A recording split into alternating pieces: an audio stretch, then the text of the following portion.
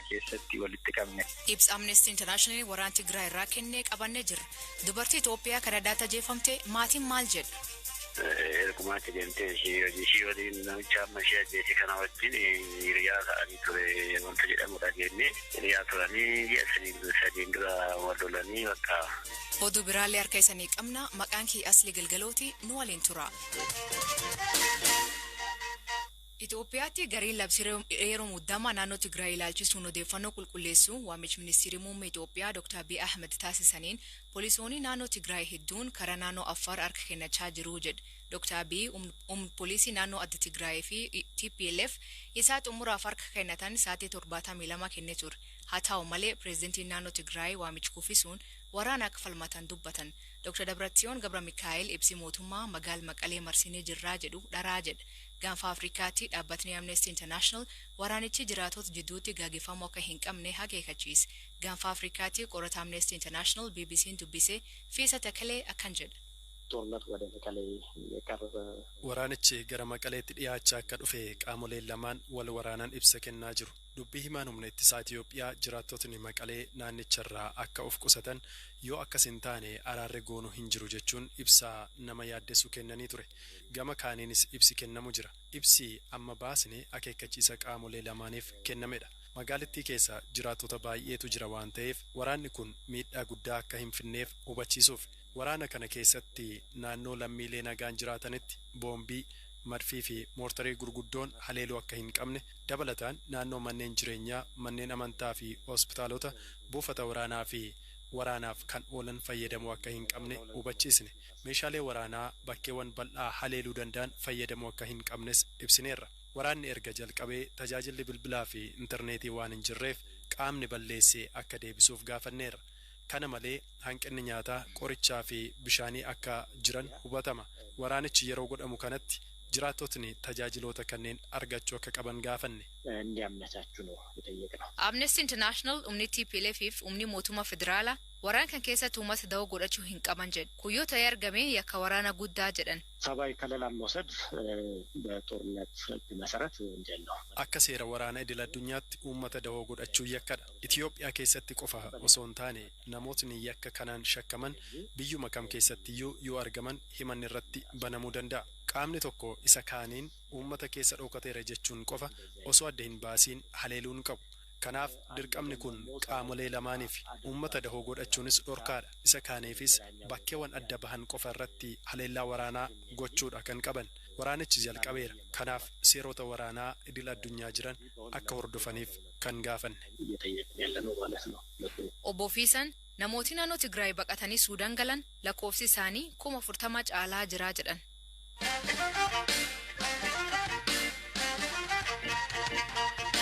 Komishinii mirga namoota Itoophiyaa naannoo Tigraay magaala Maayikaadiraa keessatti namooti sababa Amaaraa 600 ol ajjeefamee jedhee ibsa baase.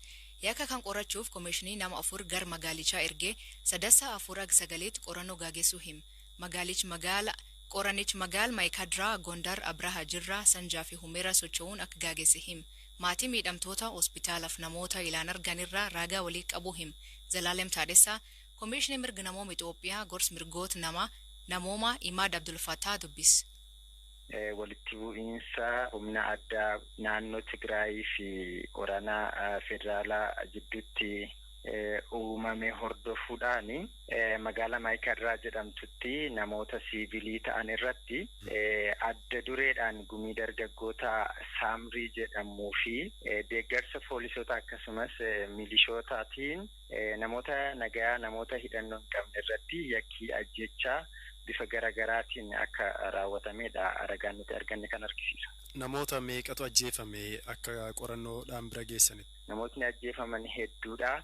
Tilmaamni keenya namootni 600 fi sanaa ol ta'an akka ajjeefamanidha. Ragaan nuti yeroo gabaabaa keessatti walitti qabne kan argisiisu jechaadha. Saba kamirraati kan ajjeefamanii akka adda baastanitti moo saba Tigreef Amaaraarraati? Ajjechaan kun kan irratti xiyyeeffate namoota dhalattoota saba Amaaraa fi Walqaayii ta'an irratti akka xiyyeeffatedha kan argisiisu adda dureedhaani. Haa ta'u malee magaalaan Maayikaadiraa jedhamtu magaalaa namoonni hojii guyyaatiif iddoolee garaagaraa irraa itti dhufan ta'uu isheerraa kan ka'e namoonni saba biraas haleellaa kana keessatti saaxilamoo akka turanii fi saba biraarraas namoonni ajjeefamanii kan jiran ta'uu isaati ragaan kan argisiisu. Qaamoleen haleellaa kana raawwatan humna addaa poolisii naannoo Tigraay kan waraana ammaa kana keessatti hirmaataa jiru dabalatamoo garee dargaggootaati. Ragaan nuti arganne akka argisiisutti keessattuu namoonni miidhaan irra ga'e maatiin miidhamtoota namoonni yeroo yakki kun raawwatamu iddoo san turani hedduun isaanii kan ragaa bahanii yakki kun kan raawwatame adda dureedhaan dargaggoota walitti gurmaa'an saambii jedhamanii kan beekamanii dargaggoota kanaan kan raawwatame ta'uu isaati adda dureedhaanii haa ta'u malee milishoonni magaalaatii fi poolisiin magaalaa sanii yeroo yakki kun raawwatamu bifa garagaraatiin haguuggii kennaa fi akka turanidha ragaan argame kan argisiisu jechaadha.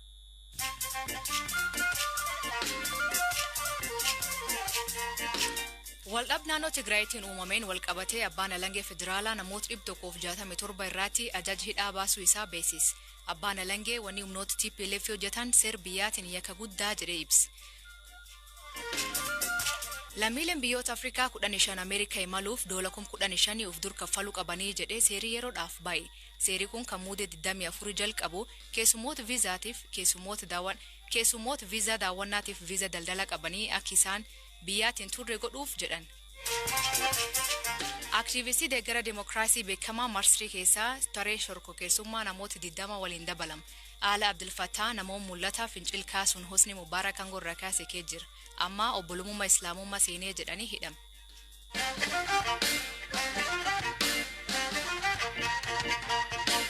Mani murtii olaanaa federaalaa dhimdhoowwa qabeenyaa obbo Jawar irratti ibsa gaafate. Jawar Muhammad Baqqala Garbaa Hamza Booranaaf Shamsuddin Xahaan dhaddacharraa irratti hin argamne.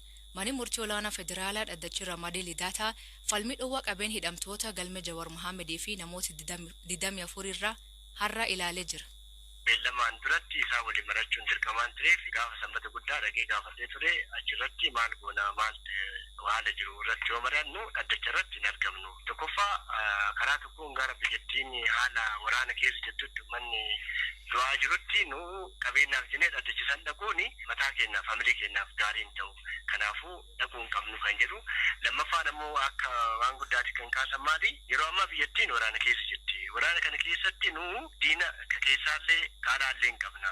Kanaafuu yeroo kana keessatti dhorka yookaan eegumsi godhamullee amansiisaadha jennee waan amanneef kana keessatti osoo balaan tokko nurra ga'e yookaan balaan nurra gahuu dhiisii yaaliin odoo godhame biyya tana keessatti rakkoon guddaan waan uumamuuf kanaafi naga ummataatiif jecha caalattu naga ummataatiif jecha dhaddacha irratti argamuun barbaachisaa hin ta'uun qabu kan jedhuun akka nutti manii turani akkaatuma kanaan adaga namoodhaan dhiyaanne manni adabaallee yookaan bulchiinsi mana adabaallee kanuma akka dhiyaachuuf hayyamaan ta'an kan ibsan yoo ta'e lolii dhaddacha irratti kanuma ibsinee dhimma qabeenyaa wajjin wal qabatee kanaan dura iyyannoo iyyatanii turanii dhorkaan yaakoo jedhanii isarratti manni murtichaa maal murteesse? Manni murtii murtaan clarification yookaan waan qulqullaa'uu qabu iyyannoo adda addaa kan sirreessaa dhiyeessan hundana fakkeenyaa fi waliigaltee mana jireenyaa wadaatu yookaan mana wadaate waliigalteen kun dhiyaachuu qabaata jedhanii mana barnootaa ijoolleef kan falamu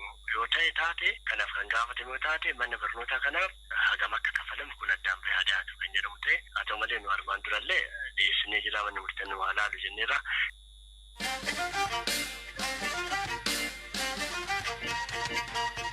Lammiin Itoophiyaa biyya Kanadaa jiraataa turte Tigisti Lammaan jaalaleessiitiin ajjeefamee jedhee maatiin BBC'n dubbise. Tigistiin eegii hojii gara Kanadaa deemtee amma waggaa 3 guutuuf ta'uun obboleessisii Itoophiyaa magaalaa Baatoo jiraatu Atirsaan Lammaa hime. Reefisii kamis gara biyyaatti ergamuun gaaf sanbata dura sirni awwaalchaa bakkisiin dhalattee aanaa toleetti gaggeeffamaa jedhan. Zalaalem Taadessaa ajaja isee duraan maal qabdu jedhee gaafate. Hojii dhumaaf deemtee hojii hojjedhaa achinaa hojjetteetuma qaama seeraatiin deemtee hojii hojjechuuf deemtee ergumaatti deemtee hojii waliin namicha amma ishee ajjeese kana wajjin hiriyaa ta'anii ture wanta jedhamu dhageenye hiriyaa turanii ji'a 3 dura wal lolanii bakka isin barbaadu jijjiiramuu dandeenye guddaa maal jettaa maal dabattaa ati dhiisaa ati hojjechuu kee jiraadha dhiikoo jiraadha jettee addaan baanii taasii asaliinaadhaa jechaadha. Hodduutti immoo deebi'ee bilbilaa bilbiluu jammareen araarsaa balleesseera dhiifama naa godhii jechuu jalqabee jedha jettee nutti himturiyaan ishee jennaan ani dhiifama siin godhuu si waliinis waliin cufuun barbaadu jettee mana ishee duraan waliin jiraatu mana sana dhiiste baatee kophaatti galte. Dura mana tokko jiraataa turanii? Jechuun naannoo feddeelte sana mana tokko keessa mana baay'ee ta'anii mana tokko keessa dhuma kiraa'een achitti wal barani.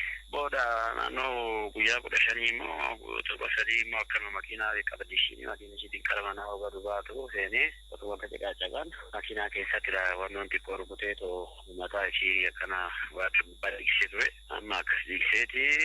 Bakka mana yaalaa deemtee yaalamtee namicha kanaa maalatti hin tolle yaalisaa bilbileetti sibiila naa kaasuu didde jedhee ana bira bilbileen ajjeesa jedhaa mana poolisii deemneet poolisiitti himnaa jettee jechaanii turte wayyaan ishee jechaadha.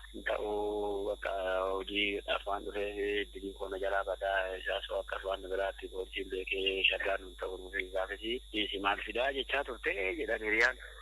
Oda bakka dhufee waanta caqaacaqaan waanta canna dubbisii jennaan teessee yeruma dubbisaa jirtu waliin kaanii hiriyaa ishee wajjin ta'anii abbaan manaatti hin jiraayu jedhanii waanta caqaacaqaan abbaan manaa burcuqqoo reestooraantii keessa hojjetu isaanii akka fooqee wayii qaban akka fakkaataman achi geessee gadi deebitu yoo dhageettee yoo kaadhee dhufu cuudhaan iddoo sadi waraasee kuffise bakka biyyatti naabilu Itoophiyaatti jettee maachumatti kuftee yoo inni salpheedhaan of muraa jira jettee maal godhuu dandeenya maal godhuu hin danda'u boleettii qonna jalaan biyya akkanuma fira qabnee godhe. Kana isinitti himtee beektii haala keessa jirtu hiriyaa akka qabattee jirtu nama akkamii wajjin akka jiraataa turte dursitee? Baana wajjin wanti haasofte waa'ee akkana xiqqoo waan kabajuu hangafa afaan ta'eefi manatti hin dubbattu. Obbo Kitaaba Magarsaa Kanadaatti ogummaa seeraan dhalatoota Oromoo tajaajila seeraa kenna.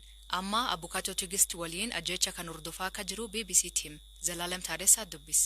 Ani mucaan koo hiriyaa isheetti informationii mucaa koorraan arga. Dhuma irratti karaa ishee argatu dhannaan gara iddoo hojii ishee deeme. Iddoo hojii ishee deemee itoo dhuma waliin haasa'anii sagaleen xinnoo ishee vooliyumii isaa daballaani waan kanaa gadi buutanii maaliif hin mari'annee jedhamanii yaadni dhiyaatee fi walumaanuu bu'annatti fakkaata. Namni mana abbaa ishiin hojjettu iddoo ishiin hojjettu sana waliin gadi bu'ee booddee nuti inni kun maa yaaddayinaa qooma keenya waan hiikannu isin deebi'aa ol bahaa jedhaan namichi keessattu yeroo bahaanu inni cuuphee harkaa qaba ture.